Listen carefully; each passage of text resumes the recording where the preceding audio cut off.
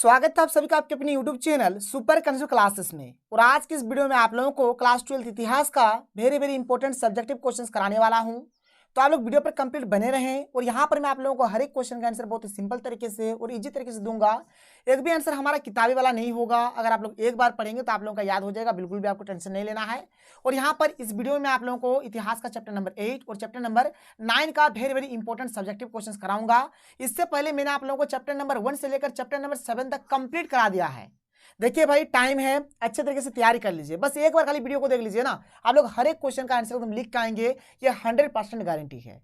अगर आप लोग इतिहास के हर एक चैप्टर का चाहे ऑब्जेक्टिव हो चाहे सब्जेक्टिव हो, अगर आप लोग वीडियो देखना चाहते हैं तो आप लोग इस वीडियो के डिस्क्रिप्शन बॉक्स में चले जाइए, वहां पर आप लोगों को लिंक मिलेगा और वहां से आप लोग हर एक वीडियो को देख सकते हैं। तो चलिए शुरू करते हैं। देखिए यहाँ पर हम लोग किसान, जमींदार और राज्य, ये जो हमारा चैप्टर है जिसमें हमारा कृषि समाज और मुगल साम्राज्य आता है, इसको देखेंगे और शासक और इतिवृत्त को देखेंगे। पहले कुछ हम लोग यहाँ पर इंपॉर्टेंट पॉइंट्स देख लेते हैं जो एग्जाम के पॉइंट ऑफ व्यू से चाहे ऑब्जेक्टिव वाला हो चाहे सब्जेक्टिव वाला हो, बहुत ज्यादा इंपॉर्टेंट है। फिर हम लोग वेरी इंपॉर्टेंट क्वेश्चंस को भी करेंगे। टेंशन नहीं लीजिए, वीडियो का लेंथ बड़ा होगा लेकिन आप लोग वीडियो पर कंप्लीट बने रहें। भाई मैं इतना कष्ट से वीडियो बना पा रहा हूं तो आप लोग देख नहीं पाओगे, ऐसा नहीं हो सकता, देख लेना, ठीक है। चलो शुरू करते हैं। देखो सबसे पहले बात करते हैं यहाँ पर कुछ इंपॉर्टेंट पॉइंट्स के ऊपर, ठीक है। देखिए सबसे पहला पॉइंट हमारा क्या है कि अबुल फजल ने अकबरनामा एवं आईन अकबरी फारसी भाषा में लिखा। देखो ये जो अकबरनामा है और ये जो आईन अकबरी है, इसके लेखक का नाम है अबुल फजल। और किस भाषा में लिखा था? तो फारसी भाषा में लिखा था। इस चीज को आप लोग जान लो। अकबरनामा 3 खंडों में विभाजित है। अकबरनामा कितने पार्ट में है भाई? तो 3 पार्ट में है, 3 खंडों में है। आईन अकबरी 5 खंडों में विभाजित है और ये जो आईन अकबरी है ये हमारा 5 खंडों में विभाजित है। अकबरनामा का अंग्रेजी अनुवाद, देखिए अकबरनामा का जो इंग्लिश से जो ट्रांसलेट किया था, किसने किया था? तो हेनरी बेवरेज द्वारा किया गया था। हेनरी बेवरेज ने किया था। आईन अकबरी का अंग्रेजी अनुवाद ब्लाचमैन तथा जेरेट द्वारा किया गया। इस पॉइंट को आप लोग नोट करिए। फिर आगे देखिए यहाँ पर आगे और क्या दिया गया है। यहाँ पर फिर आगे हमें दिया गया है कि ब्लाचमैन ने आईन अकबरी का प्रथम खंड 1873 ईस्वी में कलकत्ता से प्रकाशित किया और दूसरा खंड जो था इसका 1891 में प्रकाशित किया गया। तृतीय खंड H.S. जेरेड महोदय ने 1894 ईस्वी में प्रकाशित किया। अबुल फजल के ग्रंथ अकबरनामा ग्रंथ का तृतीय खंड आईन अकबरी कहा जाता है। देखिए अबुल फजल का जो ग्रंथ था ना अकबरनामा, इसका जो तीसरा खंड था, इसका जो तीसरा भाग था, इसके तीसरे भाग को ही हम लोग आईन अकबरी बोलते हैं। ये सब नोट कर लीजिए, वेरी इंपॉर्टेंट पॉइंट्स है ऑब्जेक्टिव और सब्जेक्टिव दोनों के लिए। फिर यहाँ से हमारा शुरू हो जाता है वेरी इंपॉर्टेंट सब्जेक्टिव क्वेश्चन। चलिए एक करके हर एक चीज को यहाँ पर हम लोग देख लेते हैं। देखिए हमारे पास जो सबसे पहला जो क्वेश्चन है क्या है कि अबुल फजल कौन था। सबसे पहले अबुल फजल के बारे में बताना है। मुगल दरबार में उसका महत्वपूर्ण योगदान क्या था? तो देखिए सबसे पहले बात करते हैं अबुल फजल के बारे में। अबुल फजल का जो जन्म है 24 जनवरी 1551 ईस्वी में आगरा में हुआ था। देखिए भाई यहाँ पर मैं जितना भी पॉइंट बताऊंगा, जितना भी क्वेश्चन का आंसर बताऊंगा, बहुत सिंपल और इजी होगा, एक भी किताबी लैंग्वेज वाला नहीं है। अगर आप लोग एक बार पढ़ेंगे तो आप लोगों का याद हो जाएगा। इसके बाद आगे है कि अबुल फजल का जो पूरा नाम था अबुल फजल इब्न मुबारक था। इसको नोट करिए। अबुल फजल अपने असाधारण योग्यता के बल पर प्रधानमंत्री पद तक पहुंचा था। मतलब देखिए यहाँ पर प्रधानमंत्री नरेंद्र मोदी वाला मत सोचिए, पहले राजा महाराजा जो होते थे ना उनके भी दरबार में प्रधानमंत्री हुआ करता था। तो अबुल फजल जो था ना वो भी क्या था, बना था, एक बार प्रधानमंत्री बना था। मतलब उनके पास उस प्रकार का योग्यता था ही, मतलब बहुत एकदम बहुत दूरदर्शिता थे, मतलब बहुत दूर तक का सोच लेते थे, इंटेलिजेंट थे, ठीक है। अबुल फजल अकबर के काल में मुगल दरबार का शाही इतिहासकार था। जब अकबर के काल का ये क्या था, अबुल फजल शाही इतिहासकार भी थे, मतलब इतिहासकार थे। फिर अगला पॉइंट देखिए यहाँ पे क्या है, 5वां पॉइंट, इसने अकबरनामा की रचना की। अकबरनामा के तृतीय खंड को आईन अकबरी कहा जाता है, नोट कर लीजिए। फिर देखिए यहाँ पे क्या है कि मुगल दरबार में अबुल फजल के महत्वपूर्ण योगदान, ठीक है, यहाँ पे के लिख दीजिएगा, के छूट गया है, मतलब इसका क्या क्या योगदान है। तो सबसे पहला बात भाई क्या है कि अबुल फजल ने अकबरनामा और आईन अकबरी की रचना की। अबुल फजल ने क्या किया था? अकबरनामा का और आईन अकबरी का रचना किया था। ये तो मैंने आप लोगों को शुरू में ही बता दिया। फिर आगे चलिए, आगे देखिए यहाँ पर आगे और क्या दिया गया है। फिर यहाँ पर अगला जो पॉइंट है क्या है कि मुगलकालीन अर्थव्यवस्था की छोटी से छोटी जानकारी भी आईन अकबरी में अबुल फजल द्वारा प्रस्तुत की गई। मतलब देखिए मुगलकालीन जो अर्थव्यवस्था था, यानी जो मुगल साम्राज्य जो था, उसमें छोटा से छोटा जानकारी भी जो था ना, उन्होंने क्या किया, आईन अकबरी में लिख डाला सबको। आईन अकबरी में मुगल साम्राज्य का सांख्यिकीय सर्वेक्षण प्रस्तुत किया गया। यानी अगर बोला जाए तो जो न्यूमेरिकल वैल्यू होता है, न्यूमेरिकल डाटा जो होता है, स्टैटिक जो डाटा होता है, हर एक चीज को आईन अकबरी में दर्शाया गया, लिखा गया। इसके बाद देखिए आगे बढ़ते हैं। आगे देखिए इसका जो अगला पॉइंट है, 4th नंबर पॉइंट, यहाँ पर क्या कह रहा है, इसमें अकबरकालीन राजस्व व्यवस्था एवं आर्थिक स्थिति का विवरण दिया गया कि अकबर के काल में राजस्व व्यवस्था किस प्रकार से था, उनका आर्थिक स्थिति किस प्रकार से था, कितना गरीब था, कितना अमीर था, हर एक चीज लिखा गया। खजाने एवं सिक्कों से संबंधित व्यवस्था का विवरण इसमें प्राप्त होता है, जो कितना खजाना था, किस प्रकार का सिक्का था, ठीक है, हर एक चीज के बारे में उसमें लिखा गया। आईन अकबरी 5 भागों में विभक्त है। तृतीय भाग में राजस्व व्यवस्था का उल्लेख किया गया है, ठीक है। ये जो आईन अकबरी था हमारा 5 भागों में विभक्त था और इसके जो तीसरा भाग था इसमें राजस्व व्यवस्था के बारे में लिखा गया था। अबुल फजल अपनी इस पुस्तक में बताता है कि अकबर ने अपने राज्य के प्रारंभिक वर्षों में अनेक कष्टकारी करों को हटा दिया था। जो बहुत प्रकार के कर थे, जो टैक्स थे, जो मतलब लोगों से लिया जाता था, गरीब जनता से लिया जाता था, तो बहुत सारे ऐसे टैक्स को उन्होंने हटाया, जो कि इस पुस्तक में लिखा गया है। योग्य राजस्व अधिकारियों की सहायता से भू राजस्व प्रणाली में सुधार कर एक नई व्यवस्था आरंभ की गई। मतलब जो राजस्व अधिकारी थे उन लोगों का मदद लिया, ठीक है, अकबर ने, और एक बहुत ही एकदम नई तरीके से यहाँ पर एक व्यवस्था बनाया गया। इसके बाद देखिए आगे हमारे पास क्या है भाई, अगला जो क्वेश्चन है वेरी इंपॉर्टेंट क्वेश्चन है। ये क्वेश्चन 2 तरीके से पूछा जा सकता है। पहला तरीका क्या है कि मुगल काल के अध्ययन करने के लिए एक महत्वपूर्ण स्रोत, ठीक है, स्रोत है, इस प्रकार से लिखिएगा, स्रोत ऐसे होता है, थोड़ा मिसप्रिंट है। स्रोत के रूप में आईन ए अकबरी के 3 गुणों और 2 कमियों का वर्णन करें, ठीक है, कीजिए। ये जो प्रश्न है ऐसे भी पूछा जा सकता है कि आईन ए अकबरी के गुण और दोष का वर्णन कीजिए। मतलब आईन ए अकबरी का क्या दोष था, क्या गुण था, ये सब चीज यहाँ पर हमें बताना है। चलिए भाई बात करेंगे इसके ऊपर, लेकिन थोड़ा सा पहले इंट्रोडक्शन दे देते हैं, ठीक है। इंट्रोडक्शन जरूरी होता है ना, क्योंकि जब वीडियो भी बनता है तो बोला जाता है कि आप सभी का स्वागत है, तो यहाँ पर भी स्वागत कर दो। चलो स्वागत करते हैं। देखो ध्यान से इसका आंसर में थोड़ा इंट्रो देते हैं कि अबुल फजल ने अकबरनामा एवं आईन ए अकबरी फारसी भाषा में लिखा। ये तो आपको पता है, मैंने आपको शुरू में ही बताया। और ये जो प्रश्न है भाई, इसका जो आंसर मैं आपको बताने वाला हूं, अभी हम लोग ने ऊपर में जो चीज पढ़ाया ना उसी चीज को यहाँ पर लिंक करेंगे। देखिए सब्जेक्टिव में क्या होता है कि एक क्वेश्चन का आंसर आप लोग दूसरे क्वेश्चन के आंसर में चिपका सकते हैं। मतलब एक क्वेश्चन का आंसर दूसरे क्वेश्चन से रिलेटेड होता है, वहां पर आप लोग उसको लिंक कर सकते हैं, लिख सकते हैं, कोई दिक्कत नहीं है, ऐसा होता है, ठीक है। बट उससे रिलेटेड होना चाहिए। अब ये नहीं कि अकबर के बारे में बोल रहा है और आप हुमायूं या फिर शाहजहां के बारे में लिख रहे हैं, ऐसा नहीं। अकबर के बारे में बोलेगा तो अकबर के बारे में बातचीत करना है। फिर आगे देखिए क्या कि अकबरनामा 3 खंडों में विभाजित है। अकबरनामा ग्रंथ का तृतीय खंड जो तीसरा वाला खंड है आईन ए अकबरी कहा जाता है, और आईन ए अकबरी भाई 5 खंडों में विभाजित है। ये सब तो आप लोगों को शुरू में ही मैंने आप लोगों को बताया। अब बात करते हैं यहाँ पर आईन ए अकबरी का गुण, जो कि मैंने आप लोगों को ऊपर में अभी सब कुछ बता दिया है। पहला बात क्या है कि अबुल फजल की कृत आईन ए अकबरी अकबर कालीन इतिहास को जानने का एक अत्यंत महत्वपूर्ण दस्तावेज है। मतलब अगर आप लोग अकबर के काल का अगर इतिहास को जानना चाहते हैं तो बस आईन ए अकबरी पढ़ लीजिए, आपको पता चलेगा। इसमें छोटी से छोटी जानकारी मिल जाती है, एकदम छोटे से छोटी जानकारी इसमें दिया गया है। अकबर पर यहाँ पर शोध होगा, ठीक है, शोध थोड़ा मिसप्रिंट है, ठीक है। अकबर पर शोध करने वाले शोधकर्ता के लिए यह अत्यंत मददगार है। मतलब जो ऐसे इतिहासकार है जो अकबर के बारे में जानना चाहते हैं, अकबर के बारे में शोध करना चाहते हैं, तो अगर उनको शोध करना है तो ये सबसे बेस्ट है आईन ए अकबरी पुस्तक। उसमें अकबर के बारे में सब कुछ पता चल जाएगा।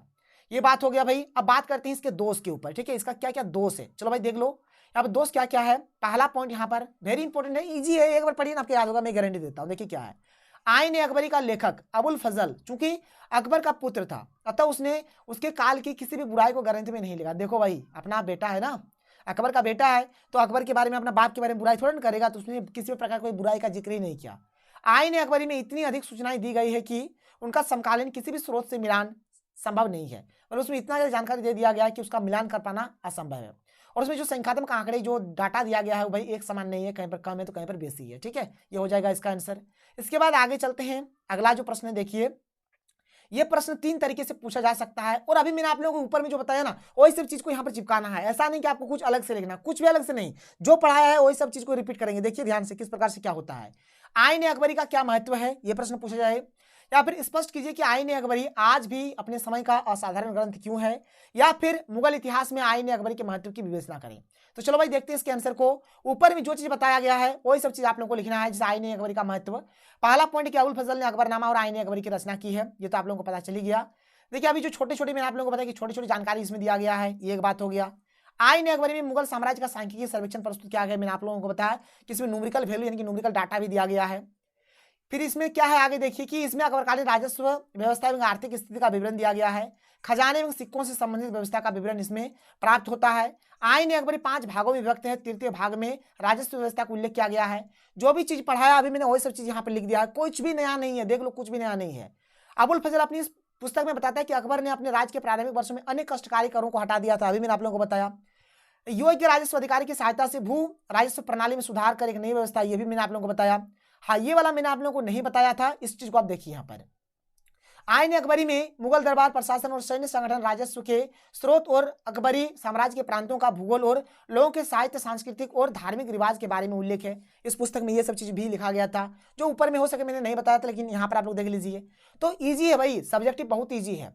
इसके बाद आगे चलते हैं। देखो अगला जो प्रश्न है थोड़ा लंबा चौड़ा वाला प्रश्न होगा कि मुगल कालीन भू राजस्व व्यवस्था पर प्रकाश डालिए। थोड़ा लंबा आंसर है, ठीक है, ध्यान से सुनिएगा, देखिएगा, समझ में आएगा आप लोगों को। क्या है कि मुगलकालीन भू राजस्व प्रणाली के स्रोतों को दो भागों में विभाजित किया गया है। पहला है केंद्रीय आय के स्रोत और दूसरा है स्थानीय स्रोत। ये तो हो गया दो बात यहाँ पर। फिर आगे चलिए, आगे देखिए। यहाँ पर देखो भाई, जो भूमि था ना, भूमि को यहाँ पर 3 भागों में बांटा गया था। क्या क्या, ध्यान सुनिए। भूमि कर के बंटवारे को सुव्यवस्थित रूप से संचालित करने के लिए मुगल भूमि को 3 भागों में बांटा गया था। क्या क्या, पहला खालसा भूमि। खालसा भूमि क्या होता था? तो खालसा भूमि ऐसी भूमि होती थी जिसकी आय पर सीधा बादशाह या फिर सुल्तान का हक होता था। देखो वहां पर जो भूमि कर को अच्छे तरीके से चलाने के लिए, सुव्यवस्थित तरीके से चलाने के लिए भूमि को 3 भागों में बांटा गया था। पहला था खालसा भूमि, और ये खालसा भूमि क्या होता था भाई? ऐसा भूमि होता था जहां पर मतलब जो बादशाह या फिर जो सुल्तान होता था उनका डायरेक्ट इस पे हक होता था। जितना भी इनकम होगा वो डायरेक्ट बादशाह या फिर सुल्तान को मिलेगा। इसके बाद जो हमारा दूसरा टाइप का यहाँ पर जो भूमि था, क्या था? एक था हमारा जागीर भूमि। अभी जागीर भूमि क्या है? तो जागीर भूमि मुगलकालीन समय में वह भूमि थी जो राज्य के प्रमुख कर्मचारियों को उनकी तनख्वाह के बदले दी जाती थी। मतलब देखिए, जो राज्य में जो कर्मचारी थे, बहुत सारे ऐसे कर्मचारी थे जिनको तनख्वाह नहीं दिया जाता था बल्कि भूमि दे दिया जाता था, और उस प्रकार के भूमि को यहाँ पर जागीर भूमि बोला गया है। फिर मदद ए मास भूमि। मदद ए मास भूमि को अनुदान के रूप में विद्वानों एवं धार्मिक व्यक्तियों को दिया जाता था। मतलब उनके दरबार में जो भी मतलब विद्वान होते थे, जो धार्मिक व्यक्ति होते थे, उनको मदद ए मास भूमि दिया जाता था। ये हो गया भूमि। और भूमि को इस प्रकार से इसलिए बांटा जाता था ताकि जो टैक्स होगा उसको अच्छे तरीके से यहाँ पर ई करा जाए, मतलब सुव्यवस्थित तरीके से टैक्स चले। गुजरात विजय के बाद अकबर ने व्यक्तिगत रूप से भू राजस्व पर विशेष ध्यान दिया। इसलिए अकबर ने 1573 ईस्वी में बंगाल, बिहार और गुजरात को छोड़कर समस्त उत्तर भारत में करोड़ी नामक अधिकारियों की नियुक्ति की, जिनकी संख्या 182 थी। देखो भाई, यहाँ पर मैं आप लोगों को जिस प्रकार से बता रहा हूँ, अगर आप लोग उस सीक्वेंस में नहीं चल पा रहे कोई दिक्कत नहीं है, 1-2 पॉइंट आगे पीछे होगा, 1-2 पॉइंट अगर आप लोग छोड़ भी देंगे या फिर 1-2 पॉइंट अगर आप लोग अपने से ऐड करेंगे तब भी कोई दिक्कत नहीं, आपका हो जाएगा। अब देखिए, जो भूमि व्यवस्था को और सुचारू रूप से चलाने के लिए यहाँ पर एक व्यवस्था लागू किया गया जिसका नाम है आईन ए दहसाला व्यवस्था या फिर टोडरमल बंदोबस्त। ये क्या है भाई? देखो पहला पॉइंट है कि अकबर ने अपने शासनकाल के 24वें वर्ष में आईन ए दहसाला यानी कि टोडरमल बंदोबस्त नामक एक नई कर प्रणाली को शुरू करके मुगलकालीन लगान व्यवस्था को स्थायी स्वरूप प्रदान किया। ठीक है, फिर आगे देखिए क्या है। इस प्रणाली के जन्मदाता टोडरमल थे, जो कि अकबर का वित्त मंत्री था। इसी कारण इसे टोडरमल बंदोबस्त भी कहा जाता है। अकबर के शासनकाल में 1571 से 1500 ईस्वी के आंकड़ों के आधार पर भू राजस्व का औसत निकालकर आईन दहसाला प्रणाली को लागू किया गया था। ये सब चीज आप लोग देखिए। फिर क्या है कि इस प्रणाली के अंतर्गत राजा टोडरमल ने अलग अलग फसलों पर नगद के रूप में वसूले किए जाने वाले लगान का करीब 10 वर्ष का औसत निकालकर उस औसत का 1/3 भू राजस्व के रूप में निश्चित किया। आईन दहसाला व्यवस्था को टोडरमल बंदोबस्त भी कहा जाता है। तो ये बात हो गया। अब देखो भाई, ये जो व्यवस्था था, इस व्यवस्था के अंतर्गत क्या किया गया? यहाँ पर इस व्यवस्था के अंतर्गत भूमि का वर्गीकरण 4 प्रकार से किया गया, जो इस प्रकार से है। इसमें भूमि को 4 प्रकार से बांट दिया गया। पहला था पोलज भूमि। इसमें एक वर्ष में 2 फसलें होती थी, मतलब एक साल में 2 बार फसल इसमें उगाया जाता था। प्रति भूमि, इसमें 2 फसलों के बाद किन्हीं कारणों से एक वर्ष के लिए भूमि को खाली छोड़ दिया जाता था, मतलब एक वर्ष के लिए भूमि को खाली छोड़ दिया जाता था। चाचर, इसमें 3 या 4 वर्षों में खेती होती थी। फिर बंजर है, इसमें 5 वर्षों तक खेती नहीं होती थी। देखिए फिर क्या, ये भू राजस्व गल्ला बक्सी प्रणाली। फिर इसके बाद गल्ला बक्सी प्रणाली आता है। देखिए गल्ला बक्सी प्रणाली में क्या होता है? इसमें क्या होता है भाई? मुगल काल में कर निर्धारण की अन्य प्रणालियों में सबसे पुरानी और सामान्य प्रचलित प्रणाली क्या है? बंटाई अथवा गल्ला बक्सी थी। बंटाई को ही गल्ला बक्सी या फिर बटाई, इसको भी बटाई कर भी बोला जाता है। इसे क्या है? भावली भी कहा जाता था। नोट करिए। इस प्रणाली के अंतर्गत इस प्रणाली के अंतर्गत फसल का किसान और राज्य के बीच एक निश्चित अनुपात में बंटवारा किया जाता था। इसमें भी उपज के 1/3 भाग पर राज्य का अधिकार होता था, यानी कि 3 भाग में 1 भाग जो होता था उसमें राज्य अपना अधिकार जमा लेता था। इसके बाद भाई देखो आगे क्या है। इस प्रणाली में राजस्व निर्धारण 3 तरह का होता था। क्या क्या होता था? एक होता था हमारा खेत बटाई। अभी खेत बटाई में क्या होता था कि इसमें फसल तैयार होते ही खेत को बांट लिया जाता था, ये हुआ। एक था लंक बटाई। फसल कटने के बाद गट्टर बांधकर उसे बांट लिया जाता था, ये हो गया लंक बटाई। एक था राशि बटाई। अनाज तैयार होने के बाद बंटवारा होता था, इसको बोला जाता था राशि बटाई। इसके बाद भाई एक था हमारा नस्क प्रणाली। अभी नस्क प्रणाली क्या है इसको देख लो। तो नस्क प्रणाली में क्या होता था कि आधुनिक इतिहासकारों का मत है कि नस्क अथवा कंकुत कर निर्धारण की कोई विशिष्ट प्रणाली नहीं थी, बल्कि कृषि कर का लेखा जोखा करने वाली प्रणाली थी। फिर क्या है, कंकुत प्रणाली बटाई का संशोधित रूप था। बटाई का जो उसको संशोधन करके कंकुत प्रणाली, ठीक है, ये लगाया गया था। और इसमें क्या, कंकुत प्रणाली को ही नस्क प्रणाली भी बोला जाता है। इसे दानाबंदी भी कहा जाता था, इसे दानाबंदी भी कहा जाता था। फिर आगे देखिए क्या है, नस्क या कंकुत व्यवस्था में पिछले वर्षों की पैदावार और भुगतान का अंदाजा लगाकर, ठीक है, मतलब कच्चा अनुमान लगाया जाता था कि जमींदारों या भूस्वामियों से लगान की व्यवस्था की जाती थी। यह एक तरह से ठेकेदारी व्यवस्था थी। नस्क या कंकुत प्रणाली बंगाल, गुजरात और कठियावाड़ क्षेत्रों में प्रचलित थी। देखिए यहाँ पर मैंने आप लोगों को थोड़ा लंबा आंसर बताया, बहुत सारा पॉइंट्स बताया। अगर आप लोग कुछ पॉइंट्स छोड़ भी देते हैं तब भी कोई दिक्कत नहीं, आप लोगों का सही होगा। इसके बाद देखो भाई, हमारा जो अगला यहाँ पर जो क्वेश्चन है क्या है, वेरी इंपॉर्टेंट है कि मुगल काल में जमींदारों की स्थिति का वर्णन कीजिए। या फिर प्रश्न ऐसे पूछा जा सकता है कि मुगल काल में जमींदारों की भूमिका की समीक्षा कीजिए। तो मुगल भारत में जमींदारों की भूमिका देखो क्या क्या है। पहला क्या है कि मुगल काल के भारत में जमींदार जमीन के मालिक होते थे, मतलब मुगल काल में जो जमींदार होते थे जमीन के मालिक होते थे। फिर देखिए आगे क्या है, अगला पॉइंट है कि ग्रामीण समाज में उनकी ऊंची हैसियत होती थी। जमींदारों की समृद्धि का मुख्य कारण था उनकी विस्तृत जमीन, जिसे मिल्कियत कहा जाता था। मिल्कियत जमीन पर दिहाड़ी मजदूरी काम करते थे। जमींदार अपनी मर्जी के मुताबिक इन जमीनों को बेच सकते थे, किसी और के नाम कर सकते थे या उन्हें गिरवी रख सकते थे। देखिए तीनों प्रकार का काम कर सकता था, चाहे किसी को दे देगा गिरवी के तौर पे, या फिर किसी के नाम कर देगा, किसी को बेच देगा, ऐसा कुछ कर सकता था। जमींदारों को राज्य की ओर से कर वसूलने का अधिकार था। इसके बदले में उन्हें वित्तीय मुआवजा मिलता था। जो जमींदार होते थे उनको यहाँ पर कर यानी कि टैक्स वसूलने का अधिकार दिया गया था और इनके लिए उन्हें वेतन भी मिलता था, ठीक है। जमींदारों के पास अपने किले भी होते थे। अधिकांश जमींदार अपने सैनिक टुकड़ियों भी रखते थे। जमींदार के पास अपना किला होता था और इन लोग बॉडीगार्ड यानी कि सैनिक की टुकड़ी लेके घूमते थे। जमींदारों ने खेती लायक जमीनों को बसने में अगुवाई की और खेतीहरों को खेती में साजो सामान हो उधार देकर उन्हें वहां बसने में भी मदद की। जमींदारों की खरीद बिक्री से गाँव में मौद्रिकरण की प्रक्रिया में तेजी आई। तो ये हो जाएगा इसका हमारा ये पॉइंट नंबर 6 हो जाएगा। पॉइंट नंबर 7 क्या है कि जमींदार की खरीद बिक्री से गांव में मौद्रिकरण की प्रक्रिया में तेजी आई। जमींदार एक प्रकार का बाजार स्थापित करते थे जहां किसान अपनी फसलें बेचने आते थे। देखिए मतलब जो जमींदार होते थे एक प्रकार का मतलब बाजार भी मतलब बना देते थे ताकि जो किसान होंगे, जो फसल होंगे, उसको यहाँ पर बेचने के लिए आए। जमींदारों की ताकत का अंदाजा इस बात से लगाया जा सकता है कि वे अक्सर राज्य की ओर से कर वसूल कर सकते थे। इसके बदले उन्हें वित्तीय मुआवजा मिलता था। सैनिक संसाधन उनकी ताकत का एक और जरिया था।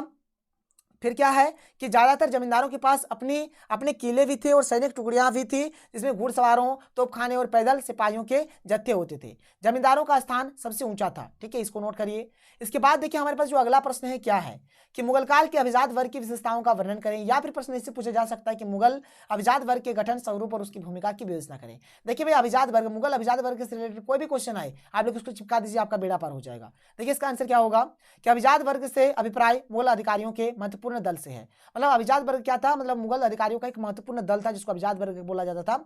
इसका विशेषता देखिए क्या क्या है। पहला है कि इनकी भर्ती विभिन्न निर्जातीय समूह तथा धार्मिक वर्गों से होती थी, जैसे कि तुरानी, ईरानी, राजपूत, हिंदू इत्यादि। ये सब इस बात का ध्यान रखा जाता था कि कोई भी समूह इतना बड़ा ना हो जाए कि राज्य के लिए खतरा बन जाए, ठीक है। मतलब ये भी ध्यान रखा जाता था कि कोई ऐसा समूह मतलब ज्यादा ताकतवर ना बन जाए जिससे राज्य को खतरा हो।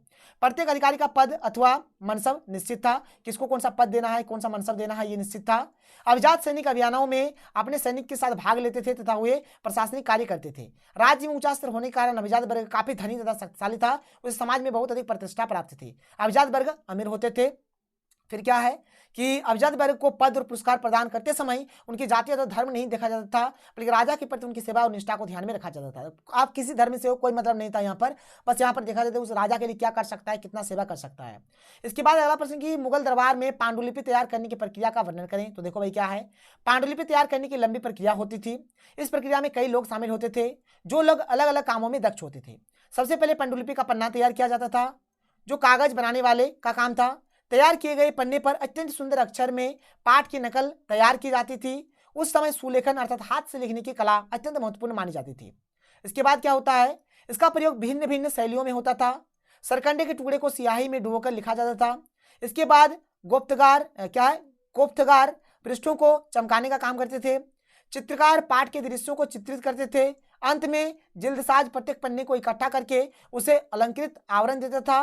तैयार पांडुलिपि को एक बहुमूल्य वस्तु, बौद्धिक संपदा और सौंदर्य के कार्य के रूप में देखा जाता था। इस प्रकार से पांडुलिपि तैयार किया जाता था। इसके बाद अगला प्रश्न देखो क्या है कि मुगल काल में फारसी भाषा से उर्दू के विकास के बारे में संक्षिप्त विवरण दे, यानी फारसी भाषा से किस प्रकार से उर्दू का विकास हुआ। बाबर ने भारत में मुगल वंश के साम्राज्य की नींव रखी थी। मुगल साम्राज्य का समुचित विकास अकबर के शासन काल में हुआ। मुगल काल में अनेक प्रसिद्ध बादशाह हुए, इन बादशाहों ने फारसी भाषा को आगे बढ़ाया। बाबर के बाद सभी मुगल शासकों ने फारसी भाषा को अपनाया। राजा, राज परिवार के लोग, दरबार के विशिष्ट सदस्य सभी फारसी भाषा में बोलते थे। बाद में लेखकारों, लिपिकों और अन्य अधिकारियों ने भी इसे सीख लिया। मुगल काल में फारसी भाषा से उर्दू का विकास हुआ। उस समय अनेक उर्दू के विद्वान लेखक और कवि हुए थे, जिन्होंने बहुत से ग्रंथों और साहित्यिक रचनाओं को फारसी से उर्दू भाषा में अनुवाद किया और इस प्रकार उर्दू भाषा की उत्पत्ति हुई। ये हो जाएगा इसका आंसर। अगला प्रश्न क्या है कि अकबर को राष्ट्र राजा क्यों कहा जाता है। वेरी इंपॉर्टेंट क्वेश्चन है। अकबर को राष्ट्र शासक या फिर राष्ट्र राजा इसलिए कहा जाता है क्योंकि पहला पॉइंट है कि अकबर ने अपने समय में भारत के एक बड़े भूभाग पर शासन किया था, मतलब बहुत बड़े इलाके पे शासन किया था। फिर आगे क्या है भाई कि अकबर ने सम्राट बनने के बाद न केवल अपनी स्थिति को अच्छा बनाया बल्कि उसने अपने साम्राज्य का विस्तार भी किया। अकबर ने सर्वधर्म संभाव की नीति अपनाई, अर्थात अकबर ने सभी धर्म को एक नजरिए से देखा। अकबर ने हिंदू धर्म और मुस्लिम धर्म की कुछ संयुक्त बातों को लेकर अपना स्वयं का धर्म दीन इलाही धर्म भी चलाया, मतलब दोनों का, हिंदू का कुछ गुण जो धर्म में होता है, मुसलमान का जो होता है, दोनों को मिक्सअप करके धर्म ए इलाही चलाया इन्होंने। अकबर के नवरत्न में से लगभग 4 नवरत्न हिंदू थे। ठीक है। अकबर के दरबार में भी अनेक हिंदू उच्च पदों पर आसीन थे, जैसे कि बीरबल, मानसिंह, टोडरमल आदि के नाम प्रमुख है। इसी कारण हर धर्म, हर वर्ग, हर क्षेत्र में उसका साम्राज्य बढ़ता गया। अकबर अपने समय में सभी धर्मों को समान भाव लेकर हिंदू संस्कृति को भी अपना लिया था। अकबर ने हिंदू धर्म को भी अब बहुत महत्व दिया, इसलिए हिंदू ने भी अकबर को अपना लिया। ठीक है। अकबर सभी मुगल राजाओं में से सबसे अच्छा राजा था, जो हिंदू और मुसलमान को बराबर देखता था। यह सभी तर्क देकर इतिहासकार कहते हैं कि अकबर एक महान राजा था। वही कुछ इतिहास का एक दूसरा वर्ग यह भी कहता है कि अकबर क्रूर, निर्दयी और हवस भरा शासक था। भाई कहने वाला कुछ भी कर सकता है। सभी मैं आप लोगों को इतना कष्ट से वीडियो देकर पढ़ा रहा हूँ। बहुत सारे बच्चे बोलेंगे कि सर आप ये क्या कर रहे हैं, आप जो पढ़ाते हैं वो आता ही नहीं है। और भाई तुम खोल के देख लो, 99% क्वेश्चन जो मैं पढ़ाता हूँ वो आता है। कहने वाले कुछ भी कर सकते हैं, उनका तो मुंह नहीं चुप कराया जा सकता है। खैर कोई नहीं, चलिए हम लोग पढ़ाई करते हैं। अगला प्रश्न क्या है, देखो यहाँ पर अकबर की धार्मिक नीति का वर्णन करें। अकबर का धार्मिक नीति किस प्रकार से था। अकबर प्रथम सम्राट था जिसके धार्मिक विचारों में क्रमिक विकास दिखाई पड़ता है। उसके इस विकास को 3 कालों में विभाजित किया गया है। प्रथम काल जो कि हमारा 1556 से 1575 तक चला था। अगर आप लोग डेट भूल भी जाते हैं इसमें कोई दिक्कत नहीं है।